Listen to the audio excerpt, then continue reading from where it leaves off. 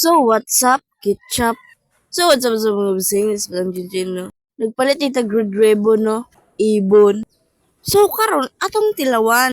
Kung lami, bagid siya. Sharon. So, kani dahil mini cake. Barato ra man na tag 500. Charot. Ug nagwa tag isa ka chocolate. Kay atong tilawan. Grabe, kay kalami. Bay, dagway pa na. LTL, oy. So, lugi ko na human og tilaw. TL. Pag tilaw na ko, lami ron siya. Sa bawon, kapanila-nila. Wa ko nag-agwan, tagi ko ano ko, gipaabrihan akong kuya. Loy, kinuha na niya sa kinahat na ng bahay niya. At sinabi niyang, kuha kutsilyo. Tilyo. At sabi ko, wala may kutsilyo.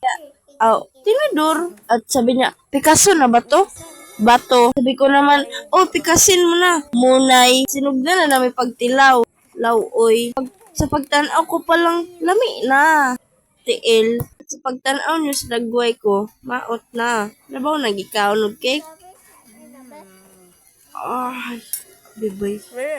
Lumalasap-lasap ang sarap.